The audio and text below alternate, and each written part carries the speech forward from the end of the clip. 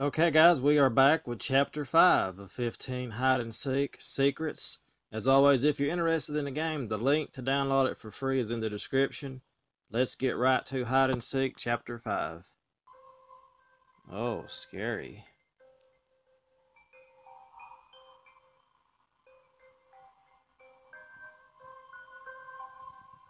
Okay. I have so much to tell you. You're video chatting with your best friend Abby, who you haven't talked to in 2 months. But first of all, how come you've been avoiding me? I haven't been avoiding you, Reed. I've called every day for 2 months and you haven't answered once. Most of the time I have my ringer on vibrator silent because I can't answer it. I've sent you an email almost every day and you haven't even read them. I just read every single email. I read every single email, I just haven't had time to send back anything. Okay. Seriously, how hard is it to send a text or email back? You can do that at any time. I don't know, I just get caught up because I did read all of your emails. I wasn't avoiding you. I read all about your dreams and how real they seemed. How Caleb is acting strange. How you're convinced that the dream mansion you live in is actually haunted and might harm you. Then why didn't you write me back? Well, school started up and it takes up a lot of time. Do you really want to spend our time talking about this? Wow. Guess it's not that important. Damn, well, let's see. Want to talk about this? Let's do that.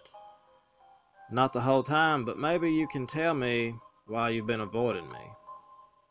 Well, you call while I'm in school, and then when I get home, I have a lot of things to do. So I forget to call back, and I don't want to hear how bad a friend I am, so could we change the subject?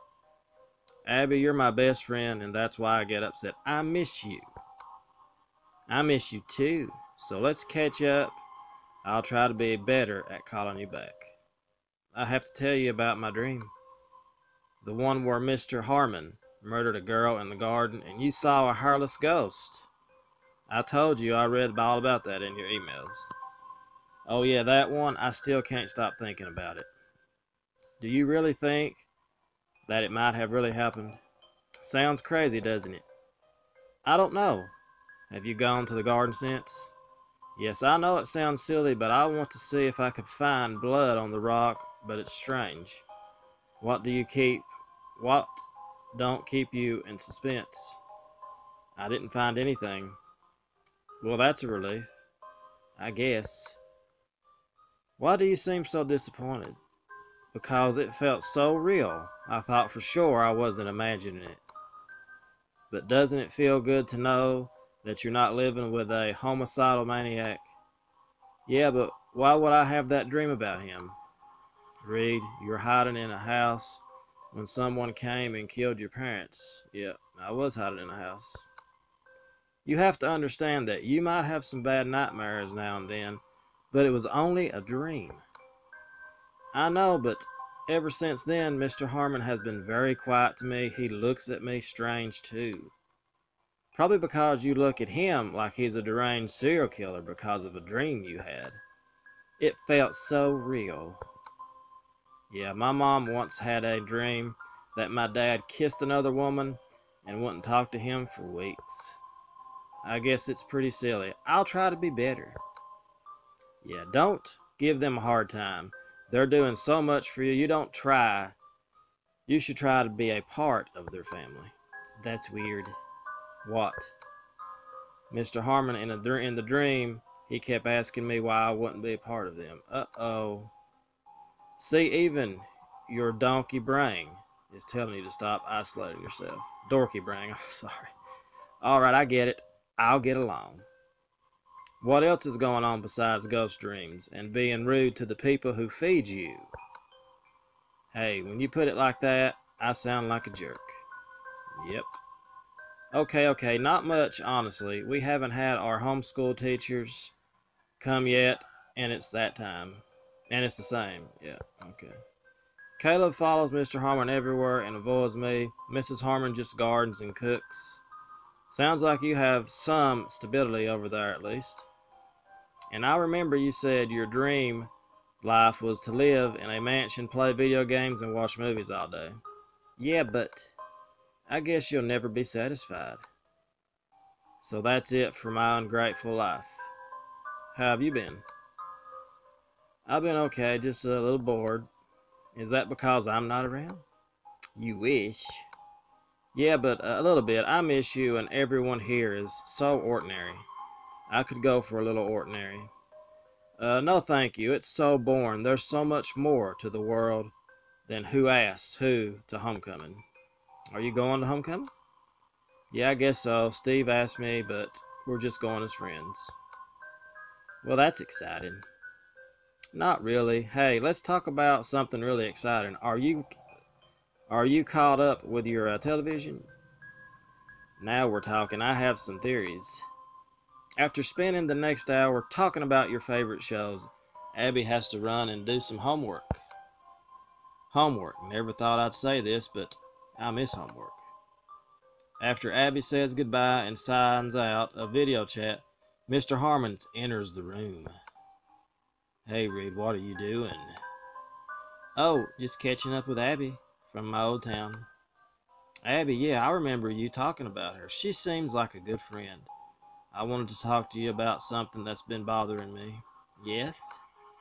For the past few weeks, you've been a little distant. I want to know if there's a reason for that. Do you feel there's something I may have done that might upset you? Because I want you to know that you can always talk to me. Consider me an open book. Actually, let's do it. Yes, I want to talk to you about it. Okay, then feel free to speak. I'm all ears. I had a dream about you. A dream? Is that all? Can you tell me what it is? Was it embarrassing or what was it? Well, it's a little odd, and it was more like a nightmare. Oh, I'm sorry to hear that. What happened in your dream?